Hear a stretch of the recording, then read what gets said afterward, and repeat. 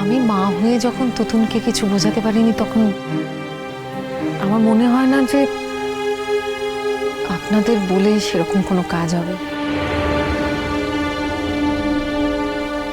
বোঝালে একমাত্র রাজাই হয়তো ওকে বোঝাতে পারতো, জানেন।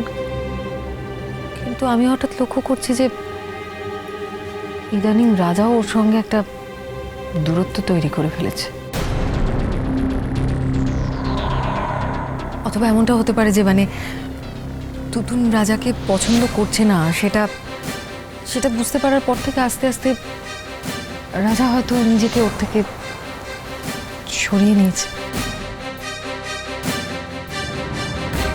আসলে আমি কি ভেবেছিলাম জানেন কাকু, তুতুনের অন্তত হায়ার সেকেন্ডারিতে হয়ে যাক, তারপর না হয় আমি রাজার সঙ্গে সেটেল করতাম। কিন্তু দেখলাম যে ওর হাতে সময় নেই, অথবা এমনটাও হতে পারে যে ওর ধৈর্যের সীমা শেষ হয়ে গেছে। সেজন্যই ও হয়তো আমাকে আর সময় দিতে পারছে না। এখন যে মেয়ে মানছে না, 12 ক্লাস পরীক্ষার পর সে মানবে কি করে? না না, আমি মানার কথা বলছি না। আমি শুধু চেয়েছিলাম যে ওর হায়ার সেকেন্ডারি হয়ে যাওয়ার পর একটা হায়ার স্টাডিজে ঢুকে যাবে, মানে আমি নিজের মনের দিক থেকে অন্তত শান্ত থাকতে পারবো যে মা হিসেবে আমার দায়িত্ব কর্তব্যটুকু পালন করতে পেরেছি। মানে ভাইটাল ইয়ারটাতে আমি এইসব নিয়ে এগোতে চাইনি আর কি। এনিওয়ে, আমি বলি কি, রাজা ফিরে আসার পর একবার তুই রাজার সঙ্গে বস। এটা আমার তোর কাছে অনুরোধ। তুই বিশ্বাস কর, আমি তোদের ভালো চাই। আমি বেশ বুঝতে পারছি তোমাদের মধ্যে একটা ইগো প্রবলেম চলছে। সেই প্রবলেম থেকে তোমরা কেউ বেরোতে পারছো না, কেউ ছোট হতে চাইছো না। কিন্তু দেখো দীপিকা, একজনকে তো ভাঙতে হবে, নাহলে দুটো সরল রেখা এক জায়গায় এসে মিশবে কি করে? আমলেদা আমাকে ঘরে ঘুম পাইয়ে রেখে হেটা কেমন পাটি পেয়ে গপ।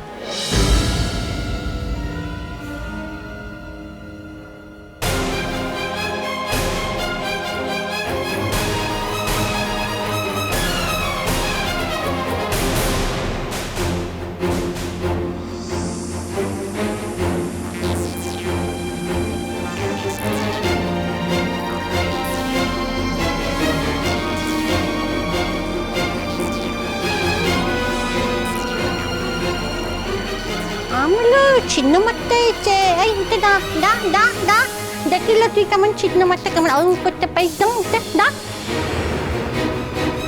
হ্যাঁ, তোমাকে তো একটা কথা বলা হয়নি দেবিকা, এ হচ্ছে পুরী। আর বলিস না, তোর কাকুচ্চা কাণ্ড।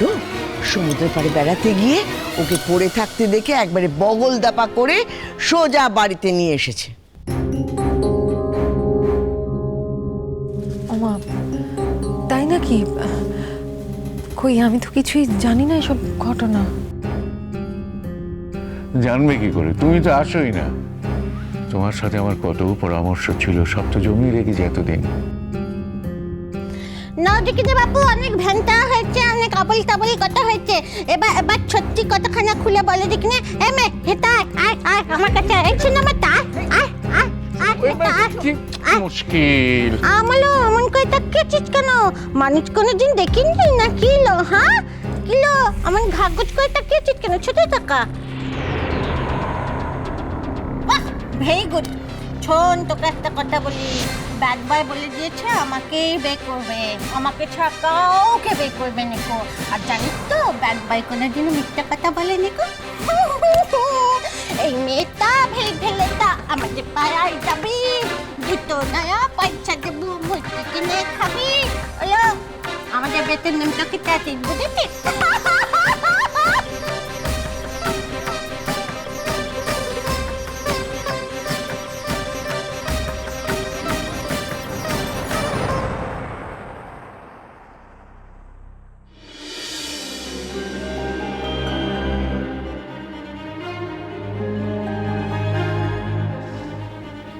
কাজল, ও তুমি এসে গেছো? হয়ে গেল ব্যাংকের কাজ? চলো, খাবে তো? খাসনি তুই এখনো? বাবা, কবে মু তমকো ছেড়ে একা একা খেয়েছি কুহ? তুমি ব্যাংকের কাজটা করতে গেছিলে আর মু ভাবলাম সেই ফাঁকে চন্দনদার দেওয়া হোম ট্যাক্সগুলো সেরে ফেলি।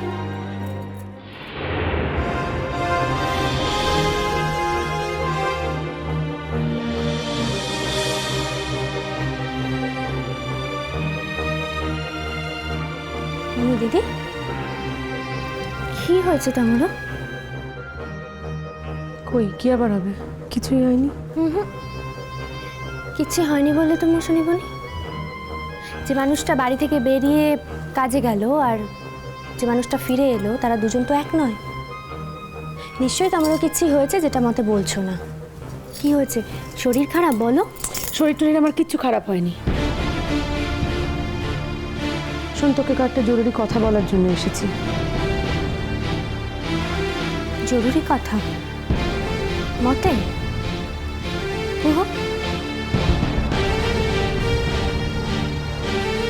শোন কাজল, দেখ নীল যখন চাইছে না, তখন আমার মনে হয় কটা দিন তুই চন্দনকে বাড়িতে আসতে বারণই কর।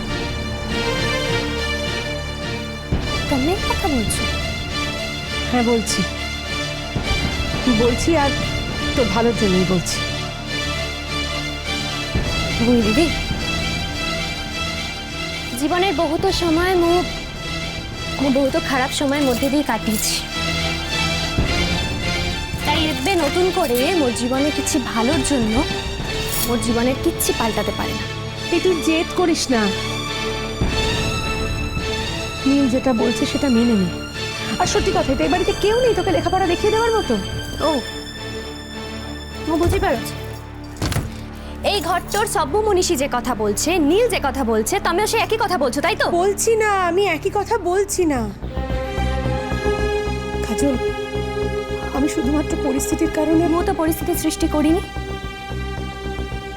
আর এই পরিস্থিতির জন্য মু দায়ী নই ভূমি দিদি। ওই গোটে দিন চন্দনদাকে এই ঘরটাতে নিয়ে এসেছিল এবং মোর লেখাপড়ার দায়ভার চন্দনদার উপর দিয়েছিল।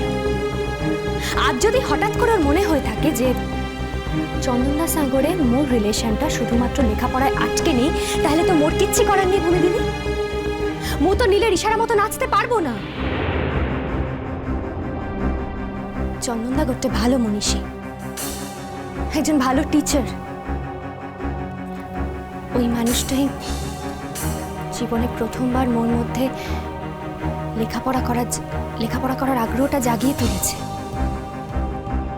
তুমি তো জানো ভূমি দিদি, এর আগে কোনোদিন মোর লেখাপড়া করতে ভালো লাগতো না, কিন্তু এবে মোর লেখাপড়া করতে খুব ভালো লাগে। তাই নীলের কিছু কিছু ভুল সিদ্ধান্তের জন্য, ভুল সন্দেহের জন্য মু যদি চন্দনদার মতো টিচারকে এই বাড়িতে আসতে না বলি, তাহলে তো এটা প্রমাণিত হয় যে নীলের ভুল সন্দেহটাকেই গুরুত্ব দেওয়া হলো, তাই না? আর সেটা কি ঠিক তুমি কুহ? তবু কাজল, তবু তুই চন্দনকে কটা দিনের জন্য আসতে বারণ কর। দেখ শোন আমার কথাটা শোন। দেখ, সংসারের শান্তির জন্য মানুষ তো কত ত্যাগ স্বীকার করে বল। তুই না হয় এইটুকু করলি। আর সত্যি কথাই তো, তুই তো এই মাস দেড় দুয়েক আগে চন্দনকে চিনতি না। তুই ধরে নে না যে তুই মাস দেড় দুয়েক আগের অবস্থাতেই রয়েছিস। না, তা ধরে নেওয়া যায় না ভূমি দিদি, তা ধরে নেওয়া যায় না।